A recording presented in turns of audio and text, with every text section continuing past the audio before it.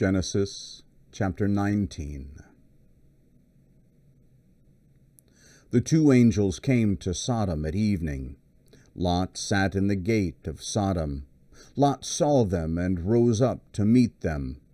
He bowed himself with his face to the earth, and he said, "See now, my lords, please come into your servant's house, stay all night, wash your feet, and you can rise up early and go on your way." They said, "No, but we will stay in the street all night." He urged them greatly, and they came in with him, and entered into his house. He made them a feast, and baked unleavened bread, and they ate. But before they lay down, the men of the city, the men of Sodom, surrounded the house, both young and old, all the people from every quarter.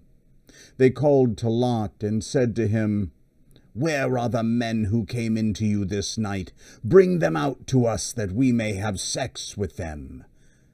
Lot went out to them through the door and shut the door after himself.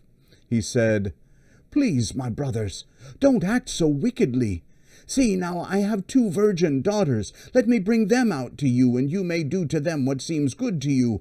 Only don't do anything to these men, because they have come under the shadow of my roof." They said, "Stand back." Then they said, "This one fellow came in to live as a foreigner, and he appoints himself a judge. Now we will deal worse with you than with them." They pressed hard on the man Lot and came near to break the door. But the men reached out their hand and brought Lot into the house to them and shut the door. They struck the men who were at the door of the house with blindness, both great and small, so that they wearied themselves to find the door. The men said to Lot, "Do you have anybody else here, sons-in-law, your sons, your daughters, and whomever you have in the city? Bring them out of the place, for we will destroy this place, because the outcry against them has grown so great before the Lord that the Lord has sent us to destroy it."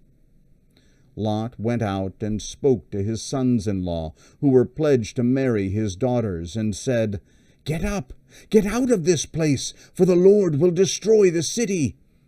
But he seemed to his sons-in-law to be joking. When the morning came, then the angels hurried Lot, saying, "Get up, take your wife and your 2 daughters who are here, lest you be consumed in the iniquity of the city." But he lingered, and the men grabbed his hand, his wife's hand, and his 2 daughters' hands, the Lord being merciful to him. And they took him out and set him outside of the city. It came to pass, when they had taken them out, that he said, "Escape for your life.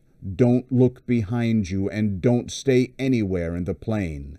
Escape to the mountains, lest you be consumed."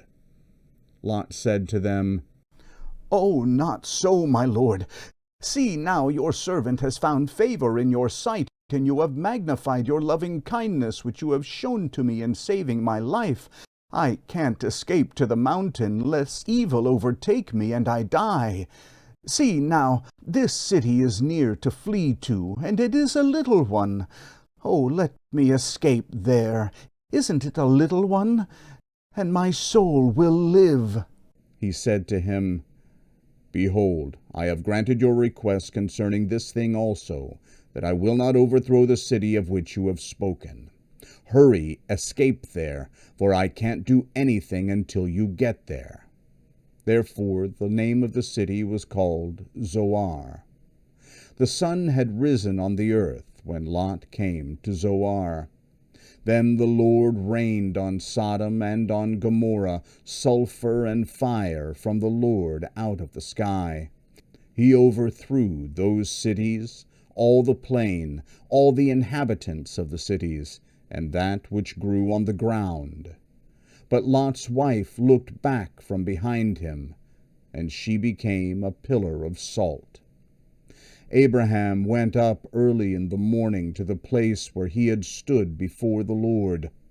He looked toward Sodom and Gomorrah, and toward all the land of the plain, and saw that the smoke of the land went up as the smoke of a furnace.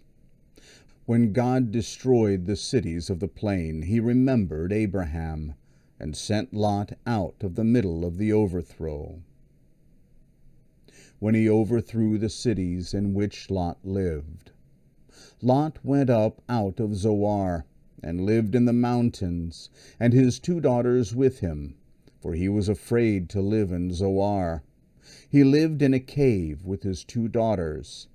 The firstborn said to the younger, "Our father is old, and there is not a man in the earth to come in to us in the way of all the earth.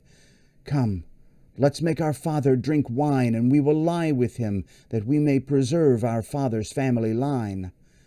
They made their father drink wine that night, and the firstborn went in and lay with her father. He didn't know when she lay down, nor when she arose.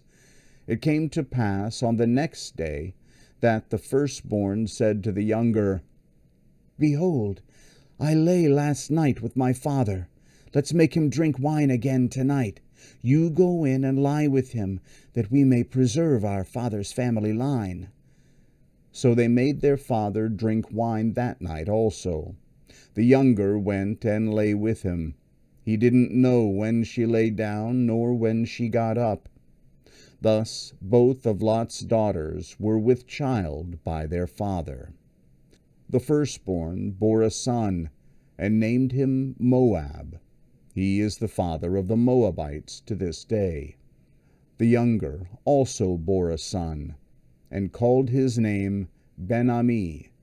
He is the father of the children of Ammon to this day.